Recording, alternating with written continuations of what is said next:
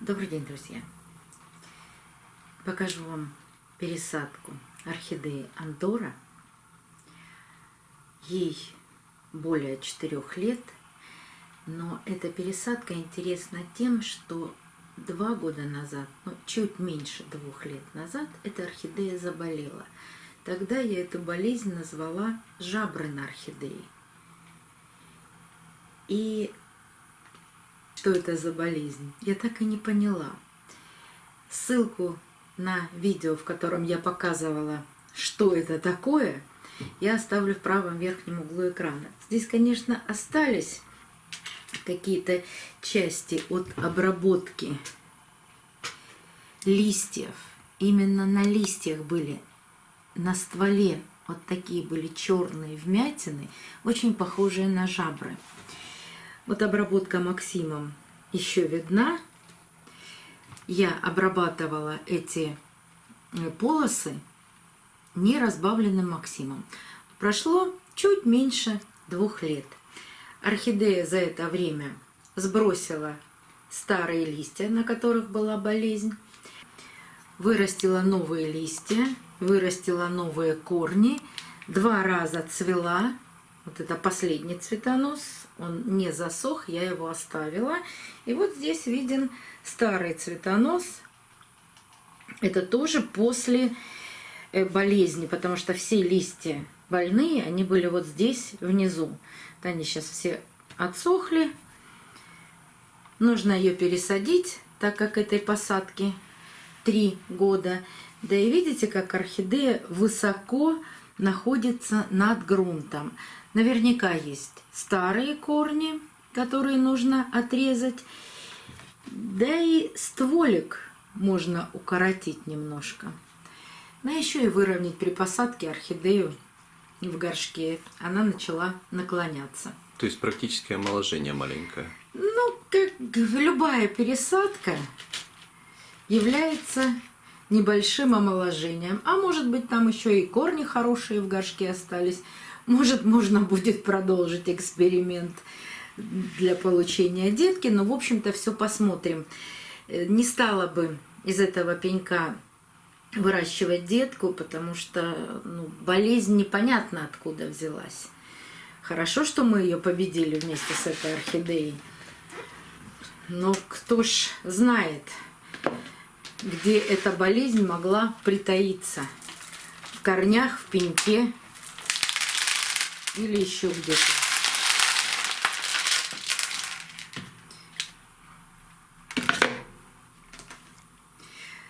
При пересадке орхидеи часто все пугаются: ой, все гнилые корни в горшке.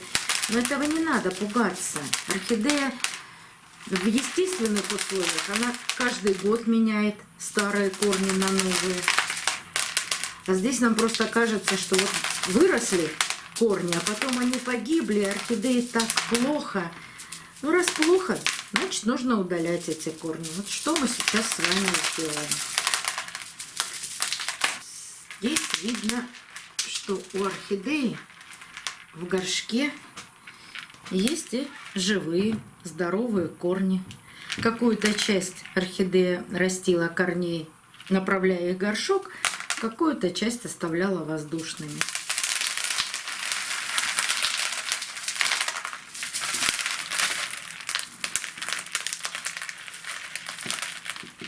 А какая-то часть корней очень старая, вот ее мы и будем отрезать. Вот видите, как хорошо орхидея росла, она заплетала горшок корнями. Но любой корень имеет срок жизни, и это не более 3 лет. Так, я постараюсь сначала внутри горшка найти основание этих гнилых корней, отрезать их, и тогда будем смотреть, какие корни у нас останутся и какие пригодятся в посадке корни, а какие, может быть, и не пригодятся.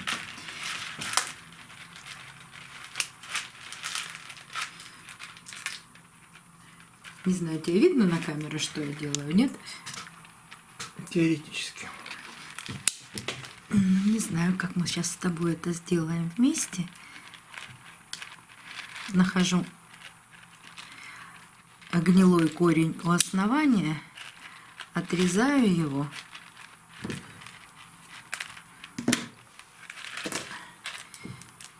И по возможности сразу убираю.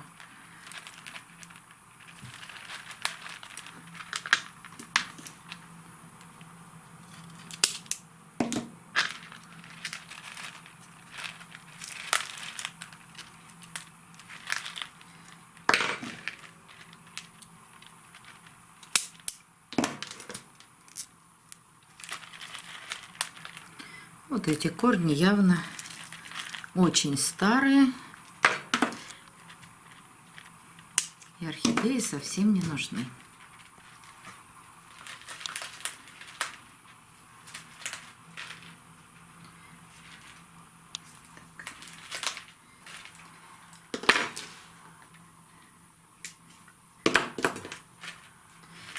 Вот кажется, что гнилые корни просто кошмар. А ведь это просто старые корни, которые орхидея сама сбрасывает. Ей они не нужны, потому что она нарастила большое количество новых корней.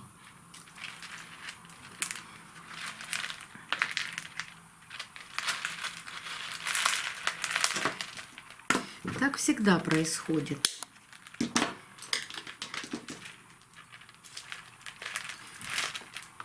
Корни растут все время.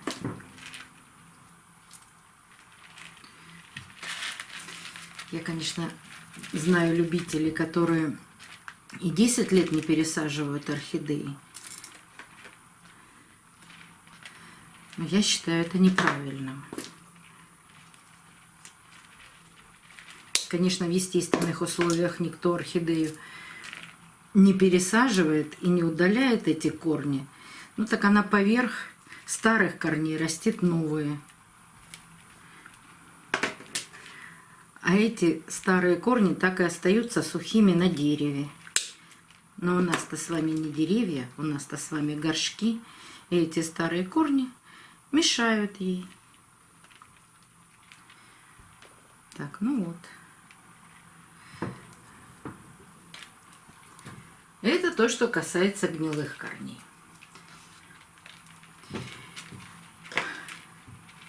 И самое страшное для всех – удалить вот эти желтые старые корни.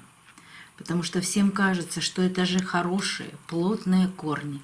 Но если вы орхидею посадите с этими корнями, через 2-3 недели вот эти корни превратятся вот в такую труху.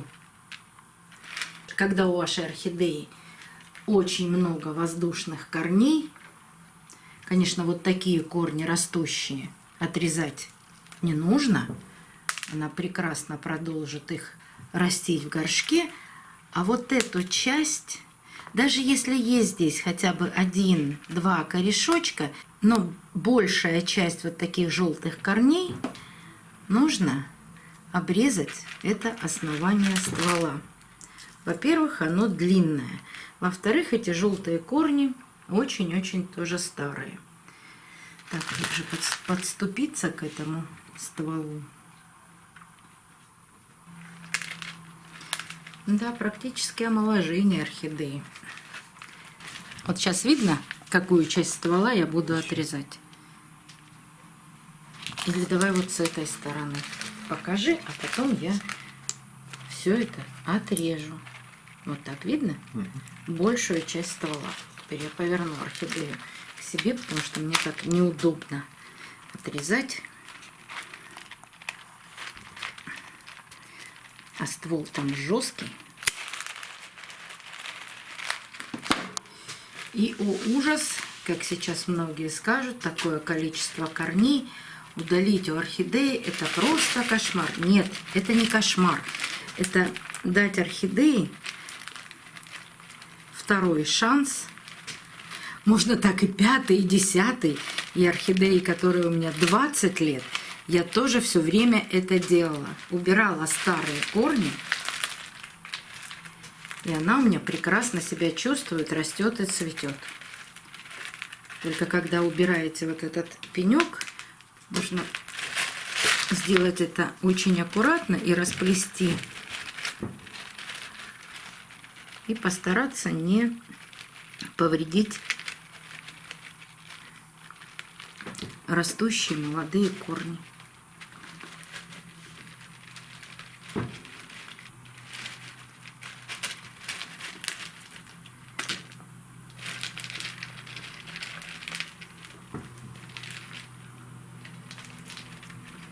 Вот смотрите.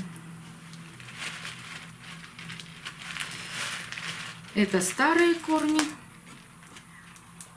Вот сколько осталось новых корней. Но сейчас я посмотрю на них внимательно. Может быть, еще что-то из этих старых корней можно отрезать.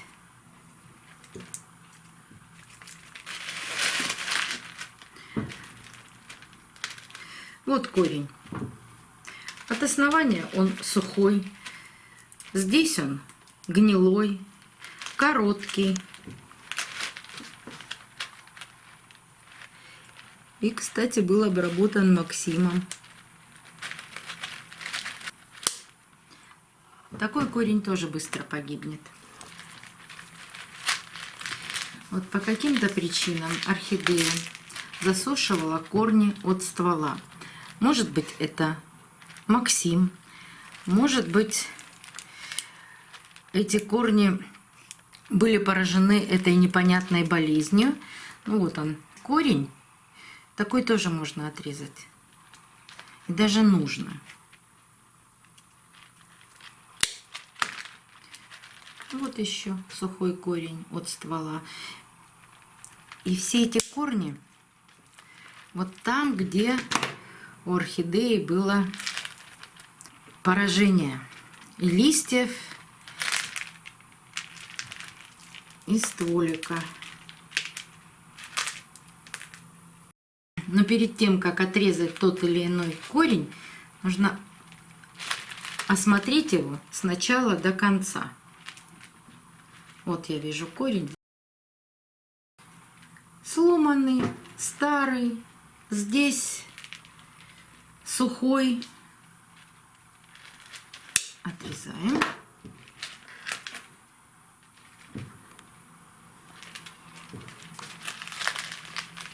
Сухой корень от основания не растет, да и вряд ли будет расти.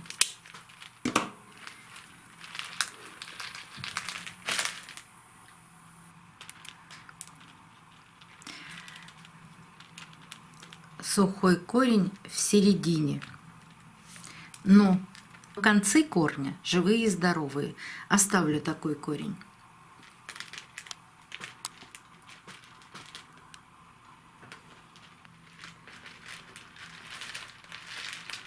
Ну, пожалуй, и все. Нет, вот еще корень мне не нравится.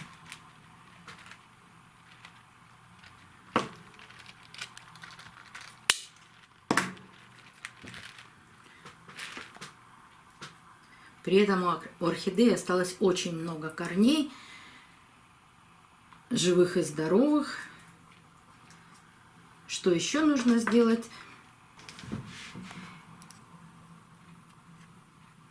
Еще удалить черноту с концов корней, но не дорезая до живого. Вот смотрите, кончик корня не растет, а вот здесь как перемычка корня. Вот по каким-то причинам здесь он стал уже, а потом опять стал шире. И я обрезаю этот корень в этой перемычке. То есть до живого я здесь не дорезаю, а всегда в этих перемычках очень удобно обрезать корни. Так, смотрим всю внимательно корневую систему.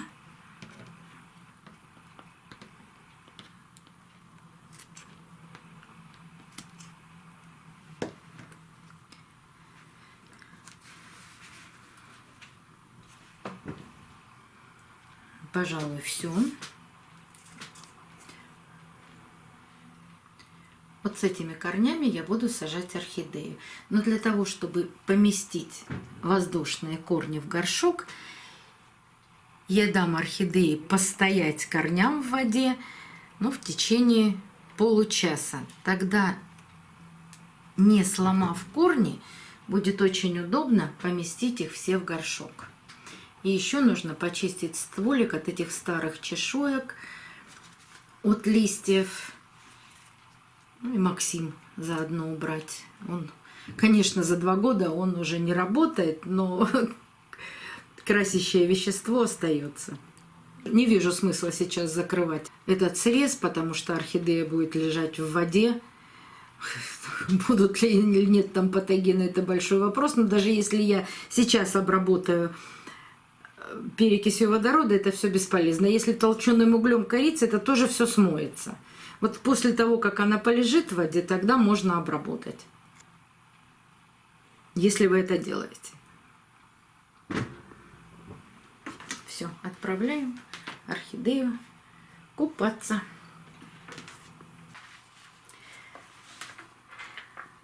Орхидея пробыла в воде 30 минут. После водных процедур очень удобно у орхидеи от ствола убирать сухие чешуйки от листьев.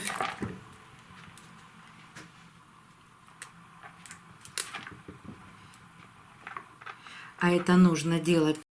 Они мешают росту новых корней. Ну и вообще стволик нужно почистить для того, чтобы не разводить подур, потому что подуры питаются разлагающейся органикой, а сухие листья, когда они будут попадать в поливе в воду, как раз будут разлагающейся органикой. И это питание для подур.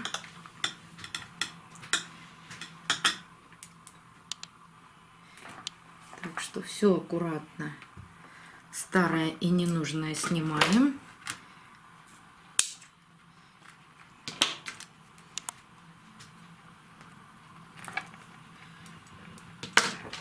Даже вот такой кусок старого цветоноса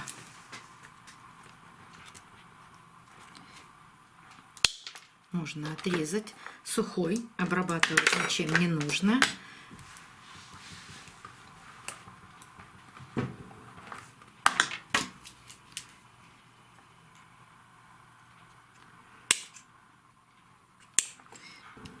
Это части старых корней.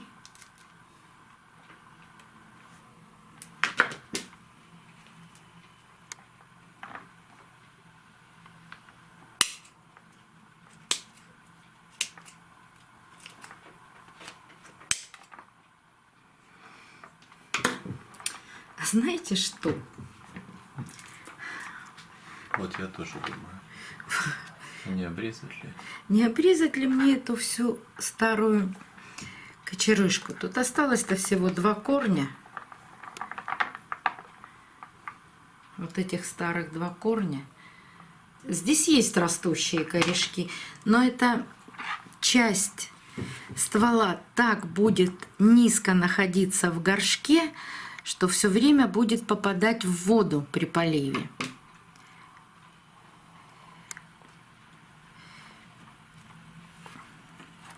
Вот что я сделаю. Я вместе с корнями это все отрежу.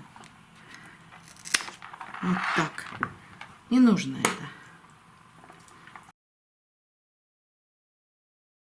Ну, после того, как она полежала в воде, это стало просто очевидно, что этот старая часть ствола ей будет не нужна. А корней все равно достаточное количество. Посмотрите, сколько корней осталось. Живых, здоровых. Вот сейчас можно обработать основание орхидеи или перекисью, или засыпать углем, корицей. Чем вы это любите делать.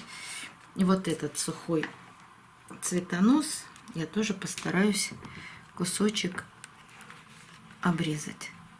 Он сухой, пустой. не нужен орхидеи. Вот так. Так, сейчас я обработаю перекисью. Ну вот, то, что не нужно от орхидеи, само отваливается.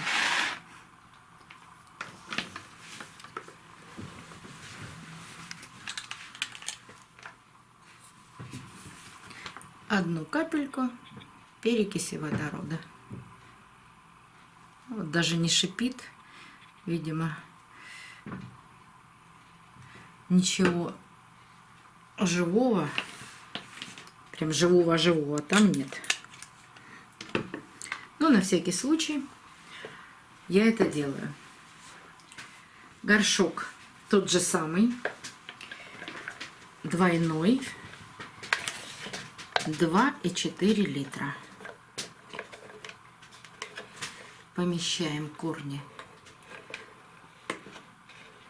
в горшок, укладываем.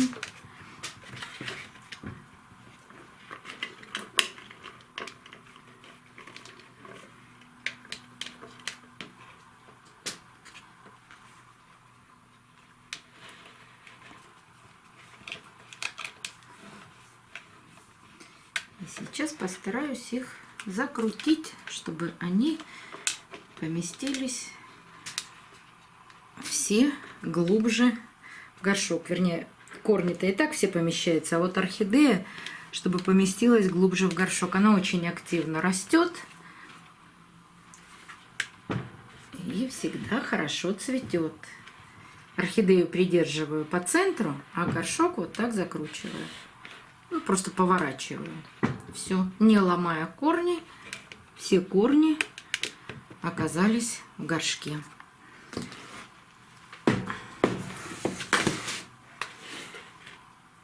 Чтобы она не выскочила, все равно придерживаю орхидею по центру горшка. И стараюсь ее выровнять. Пусть цветонос даже немножко наклонился, но орхидея будет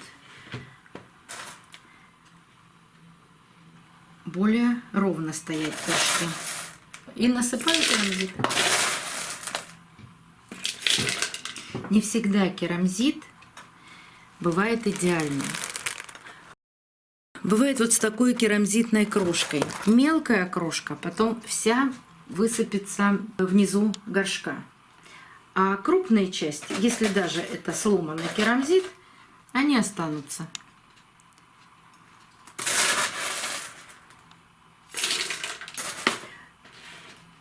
Будут лучше влагу впитывать, так как хорошо обожженный керамзит в себя влагу не впитывает совсем. А вот такая пористая часть может удержать влагу. Но тоже ненадолго.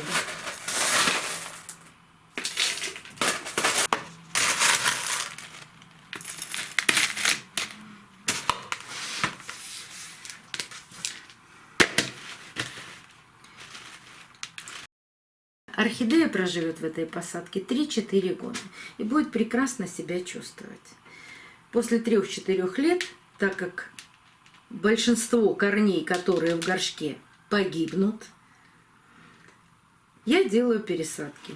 И вот таким образом омолаживаю орхидею. Скорейшая адаптация этой орхидеи, нового цветения. Цветет она обильно и долго. Надеюсь, что к весне или пробудит почку, но, скорее всего, даст цветонос. Орхидея Андора не капризная. До новых встреч, друзья. Увидимся на канале.